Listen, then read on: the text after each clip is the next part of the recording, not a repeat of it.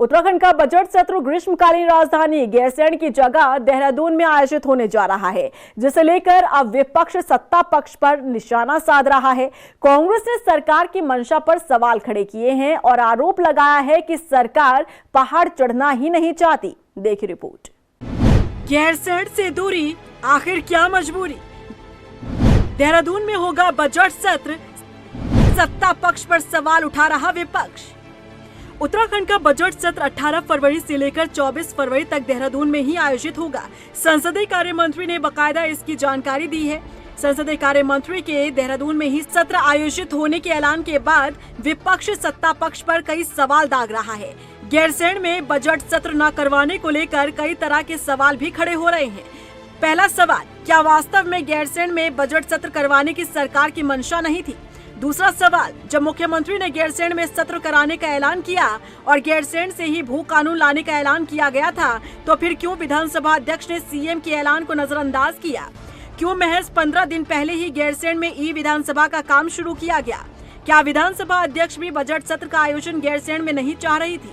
अगर मंशा थी गैरसैंण में सत्र करवाने की, तो काम पहले पूरा क्यों नहीं करवाया गया? सवाल ये भी उठ रहा है कि इस बार विधायकों को भी गैरसैंण में सत्र करवाने के लिए आखिर पत्र लिखने की आवश्यकता क्यों नहीं पड़ी? कभी ठंड के चलते, कभी चारधाम यात्रा के चलते और कभी विधानसभा में काम के चलते गैरसैंण में सत्र नहीं हो रहे हैं। गैरसैंण में विधानसभा सत्र क्यों नहीं हो सकता? विधानसभा अध्यक्ष ने इसे लेकर क्या कुछ अपील सरकार से की थी और विधानसभा अध्यक्ष की अपील पर सरकार ने फैसला लिया? संसदीय कार्य मंत्री प्रेमचंद अग्रवाल इसे लेकर क्या बयान दे रहे हैं, सुनिए। देहरादून का प्रोसेस पूरा हो गया है, भराड़ीसैंण का अभी पूरा नहीं हो पाया है। उसमें डिजिटाइजेशन के अलावा आप पत्रकारों ने ये भी महसूस किया होगा कि वहाँ साउंड एको करती है।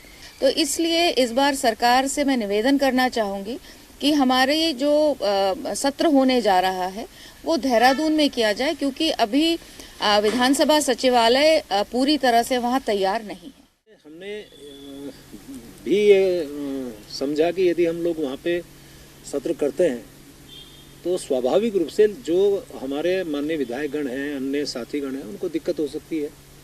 आप जैसे लोगों को भी दिक्कत हो सकती है।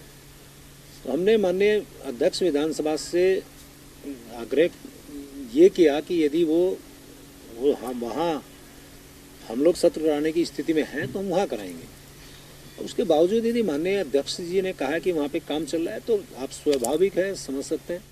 विधानसभा अध्यक्ष रितु खंडूड़ी का क्या कुछ कहना है और प्रेमचंद अग्रवाल का क्या कुछ बयान सामने आया है, ये आपने सुना।